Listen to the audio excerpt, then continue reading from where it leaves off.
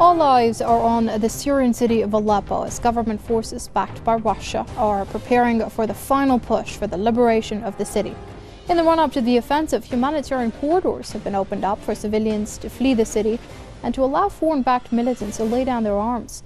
While many are hailing this as the beginning of the end of the terrorist control over Aleppo, others are skeptical. Are these humanitarian corridors and amnesty promised by President Bashar al-Assad enough?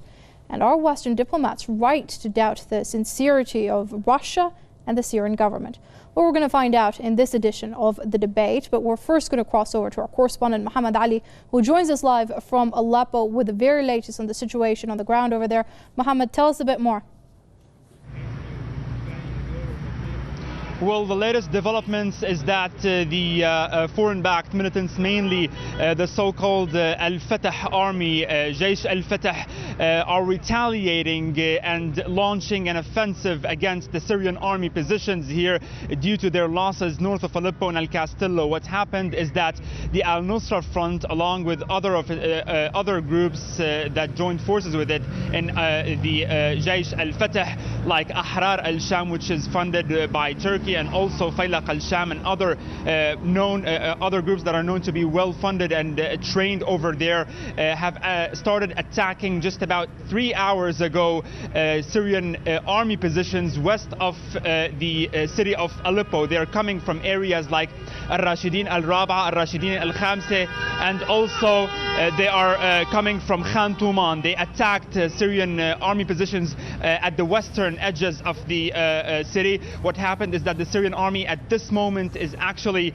confronting them over there and repelling them. And of course, up till this moment, Abu Muhammad al-Sari, one of the leaders of the Ahrar al-Sham, has been killed, and one of their booby-trapped vehicle for the terrorists, which they sent towards the Syrian army, was destroyed. What is happening is that those armed groups are retaliating and trying to advance in that direction from the western part of Aleppo in order to take more areas, advance, and maybe cut the only and main road for the Syrian government that links Aleppo with Damascus. This is their aim. However, the Syrian army is at this moment confronting them. Regarding the situation, the latest inside the city of Aleppo, there's also another attack in parallel happening, launched by the armed groups also in Bustan al-Qasr towards the Sheikh Maqsood area in the northern part of the city. At the same time, the militants are also shelling areas inside Aleppo here with mortar shells and gas cylinders. Up till this moment, 10 civilians have been killed, among them 1 child in Al-Hamadaniya area. So it definitely seems that this is a serious attack, but the Syrian army up till this moment seems to be holding up, repelling them, and we have to see the coming few hours what will happen, what will be the result of such confrontations. We'll keep in touch with you, Muhammad, for those updates, of course, as the situation it seems extremely fluid there. Let me just introduce our guests now. Joining us in this edition of The Debate is Jim W. Dean. He's the managing editor of Veterans Today, and he joins us live from Atlanta. And joining us from Washington is Michael Lane. He's with the American Institute for Foreign Policy. Gentlemen, thank you very much for joining us in this edition of The Debate. Mr. Dean, I'll start off with you.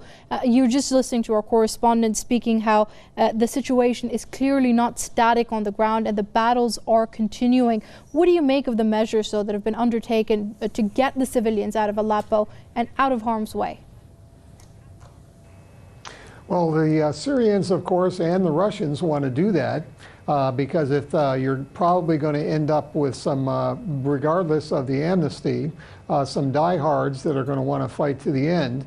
And you don't want to be doing street fighting and house-to-house fighting where you're having to throw grenades into rooms before you go in when there are civilians hiding and cowering all over the place. And they also can be used for human shields. So they have a very obvious and sincere interest in getting them out of the way. But then with the lead-in story, once we see that the jihadis are doing counteroffensive now, that says a couple of things. That either that they have so much ammunition that they're not afraid of running out when it comes to the final battle, or they're going ahead and using up this ammunition, saying, well, once we run out of ammo, then we can just take the amnesty and turn our weapons over and walk out of here. So that's the twist of the amnesty. They can fight all the way up to the last minute and ask for amnesty. Because there were no conditions on that for like groups that have been shelling civilian areas with mortars. They will not be given amnesty. It was a blanket one as I understood it. So we're crossing our fingers still that this does not turn into a bloodbath for the civilians. Right, Mr. Lane, I'd put the same question to you. What do you make of this humanitarian corridor that the Syrian government has put in place? Is it enough? Well, first let me observe that I would interpret the renewed fighting somewhat differently than my colleague. The situation with all access and egress to Aleppo cut off is simply untenable for the people who are under siege. There's no way they can survive in the midterm. I mean, this is a short-term situation lasting a week or two. And so to open up a new front and try and reestablish some sort of limited supply route and stuff like that is really their only option, with the exception then of taking President Assad up on his offer of both egress through the four routes that have been established, and/or the rebels putting down their weapons and surrendering and accepting the terms of the Syrian government, which on paper are quite generous, amnesty. I think there's a great deal of reason for these people to mistrust the Assad regime.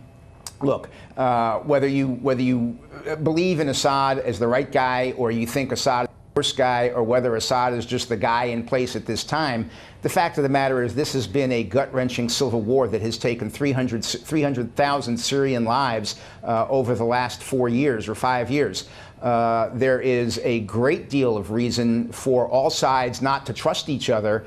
And so for the people who are inside Aleppo now, encircled with no supply routes, no nothing, to accept a unverified offer from the Assad regime to lay down their weapons or to leave and egress the city is sort of a bridge too far. The UN has suggested, look, let us run this. We can be trusted. We can get these people out and get them to safety.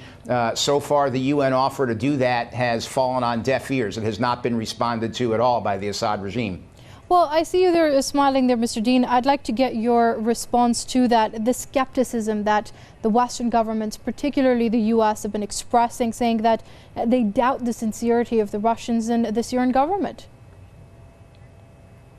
Well, the measure that they're using for that is like a magical one, that you know, they can't have relief material going into everywhere that it's needed on a moment's notice. You have to have security for all of this. This uses troops. It uses up limited resources. You have to worry about car bombs and booby traps. So it's much more complicated than that. But what I was smiling about was Mr. Lane's comment about how not the ceasefire, but the amnesty is some kind of an untested event. Assad has been giving amnesties for ages now. And there's a tremendous record of a lot of these folks not only taking the amnesty, but actually going into the Syrian army and fighting for the good guys. So I don't know where he came up with that. Of course, some of the diehards from some of the hardcore Saudi and foreign-backed groups, their treatment, they have a little more to worry about. But the real Syrians that were basically part of the acknowledged Syrian opposition, they've had no trouble taking amnesties whatsoever. Well, Mr. Lane, that was going to be the point that I was about to make. That is that we have seen UN-brokered localized ceasefires in different parts of Syria where the Assad government has given amnesty as well as humanitarian aid to the people of Syria. However, also, when it comes to the question of sincerity, let's not forget that the U.S. government and intelligence agencies have been criticized by the Russians when Russian officials have said that they haven't provided them with intelligence regarding the presence of al-Nusra Front terrorist groups' locations within Aleppo city. Thus, they're being forced to bring about these humanitarian corridors. Well, two things. You had a two-part question. Let me answer it in two parts. The first is the other areas where there have been, as you said, UN-brokered ceasefires, where people have been able to egress out of the circumstances, are exactly that. They were UN-brokered. This is not a UN-brokered, and I would tremendously underscore they are not Aleppo. Aleppo is the heart and soul of the resistance of the rebels. They've owned half that city for probably 5 years at this point, and it's a whole different situation in terms of the way it's approached, the thoughts of the people on the ground, and the importance of the city itself. Now, to answer your question about the United States and Russia, et cetera, look. It's almost an embarrassment. I'm sitting here redder than I can possibly be at how President Putin has played Secretary Kerry and President Obama literally like a fiddle. I mean, you know, it was just last week we were talking about how we were going to cooperate with the Russians in terms of joint strikes against al-Nusra Front and our common enemy, and et cetera, et cetera, et cetera. And the United States' single largest request on those negotiations were that the siege of Aleppo end for humanitarian reasons and other reasons as well. And here we are some 3-4 days after the United States and Russia essentially came to agreement on that. And Russia has thrown it in our face and said, well, this is the end. We have these humanitarian corridors. You know, United States, you can take or leave our solution on this. If you leave our solution, if you take it, you take us at our word and we'll do what we want. And if you leave it, well, it's going to be a long, drawn-out process that's going to result in a lot of human misery, a lot of suffering, and a lot of deaths. Putin has made Obama look like the world stage's biggest fool, and it's almost an embarrassment to be an American on this particular point at this time. Well, Mr. Lane, I'm a bit confused. Who played who exactly? Because right now where I stand, it's the U.S. intelligence agencies who are refusing to give the intelligence of the locations of terrorist groups in Aleppo City. Absolutely. Right, well, okay. Mr. Lane, respond there, then I'll get back to you, Mr. Dean. Okay. Yeah, it doesn't really matter whether we provide that particular information. Look, this city is sealed. There's no way those groups, you know, they might have stockpiled at best 2 weeks worth of supplies. It's, you know, it's done. This is the most important terrain in the entire Syrian civil war. It's the most important battle in the entire Syrian civil war. The side that has proven themselves to be reliable and stronger on the battlefield has been the alliance of Iran and Syria and Russia. The ones that have proved themselves to be weaker are the United States and our groups that we support, if you want to call them allies or whatever. The influence of the Saudis in this case is in disarray because of the way the circumstances are coming out. You know, if the exact location of these opposition groups is really irrelevant to the total outcome. Russia and Syria and Iran, under the current circumstances, have essentially won this, and the United States and its allies are sitting there with egg on their face, and it's because President Obama has refused to engage and refused to provide our allies, at least the ones where we said we were supporting them, with the aid they need. The reason they've lost this whole thing militarily is because they're outgunned, they're out, you know, they're out firepowered, they're outmanned, they're out strategized, they're out supplied, they're out everything, and the United States stood by and watched it happen and said, okay, Russia, we'll do joint strikes against al-Nusra with you if you stop this whole thing. Russia strung us along like fools, and now here is Russia presenting us with the fait accompli solution, and the United States' choice is to take it or extend the human misery. It's an embarrassment. Right, Mr. Dean, go ahead with your response, but also can you please touch on the issue of whether these opposition groups, as Mr. Lane has described them, or foreign-backed groups that are fighting the Syrian government, have they been really outfunded, outsupplied, outarmed, et cetera, et cetera? Well, what Mr. Lane is leaving out is that when we entered into this ceasefire and the Russians pulled a lot of their air wing back, it was with the understanding that they were going to cool things off and try to do the amnesties, get the supplies in. But looking back on it now, what we can see is the Saudis, particularly with their rump group, they stalled on the talks. They went in with all their preconditions, slowed things down. And what we know from our intelligence sources on the ground, which we have a lot, is that during this time they were resupplying from Turkey, Saudi Arabia. They were doing rest and relaxation for these guys, getting more ammo in, and they also brought in more sophisticated weapons. They brought a lot of TOWs in so they could kill armor, and they brought ground-to-air missiles in, which was really not a nice thing to do during the ceasefire. And what we saw happening is then the jihadis went on the offensive in Aleppo in a number of areas, trying to even cut off the Syrian army supply line. So they used the first 4 to 6 weeks basically to prepare for a major counterattack, which they launched. And here we are months later, and the Syrians and the Russians and the Iranian helpers have finally whittled them down to where we have the situation facing here. So to think that Obama's been played, they've done everything they could to try to subvert this ceasefire, and by resupplying, and they really did. And Turkey's been resupplying them constantly.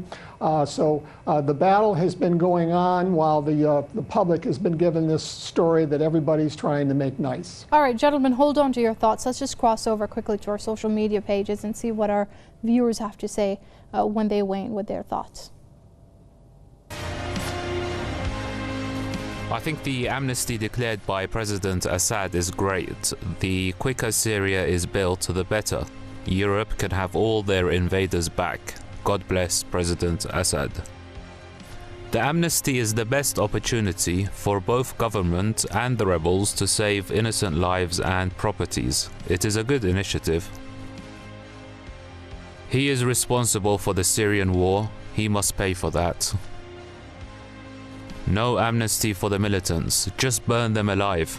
They have laid arms due to imminent death awaiting them, so give them horrifying death. Why amnesty? Did you see how those militants are killing people? Just kill them. All the militants with no mercy. His days are numbered. Running scared. Forgiving spies and the enemies of states? Why don't you think of peace and a united world where people can live in tranquility? Long live Assad and Putin. Well, those are just some of the viewer comments that were left on our Facebook page. Let's just get back to the conversation. Mr. Elaine, when it comes to the current situation in Syria's Aleppo city, let me just point out what the Russian Defense Minister Sergei Shoigu had to say, and I quote him now: "We have repeatedly called on the warring parties to reconcile, but the militants violated the silence mode each time, shelled villages, attacked the positions of government troops, and as a result, a tough humanitarian situation has developed in the city of Aleppo and its suburbs." What would you say to that? Well, you know, for every statement that the Russian ambassador or minister would make, you'll find an equal and opposite statement made by people on the other side, alleging the circumstances to be 180 degrees out from that. I think there's plenty of allegations that the Syrians are the ones who violate ceasefires, et cetera. But that really isn't the point at this time to me. The point is we have an impending humanitarian crisis that the people in Aleppo, who have been mostly, the civilians have been mostly very supportive of the rebel groups in that area of the city, fear coming out. They fear the corridors of egress. And they're facing a very difficult decision where they believe they will be arrested and probably killed if they come out, or they face slow starvation and humanitarian disaster if they stay in. I think this whole thing can be resolved. There's no reason, if President Assad is serious about this, there's no reason why these humanitarian corridors of egress can't be run by the United Nations, which would be trusted by the people rather than by his own folks. It'll accomplish the exact same thing, and we can avoid the humanitarian disaster if he would just let the UN do it. I would urge him to consider that. Right. Mr. Dean, I'll put the same question to you then that Mr. Lane raises over here. Why can't the UN be responsible for these humanitarian corridors? Because in a battle of this side, they cannot provide the security, they cannot screen, they don't have people that can check for car bombers and suicide bombers. There's absolutely no way a non-profit or a non-military situation can do that when you have people that have been involved in intense combat like this. As Mr. Lane mentioned, and also your lead-in, these folks, when they do an attack, they usually start with a car bomb to kind of start things out. They've been using big weapons. They've been shelling. These guys have been shelling civilian areas that are not their supporters for a long time, having no problem killing civilians whatsoever. So sure, they should have some concerns about their going out. But there are going to be lots of videoing going on with these folks taken out. And of course, after this is done, Syria is going to want other people to lay down their arms and get out, because that's the cheapest way to end the war. It saves the lives of its own soldiers. So it's certainly going to want to make the amnesty real, because that's the smart play. That's how you can end this with the least amount of deaths and damage to your own side. All right, we'll keep a close eye on the situation as it unfolds in Aleppo. Unfortunately, we've run out of time. That was Jim W. Dean, the managing editor of Veterans Today, joining us from Atlanta. And joining us from Washington was Michael Lane. He's with the American Institute for Foreign Policy. Gentlemen, thank you very much for joining us in this edition of The Debate. From me and the entire team here in Tehran, it's goodbye.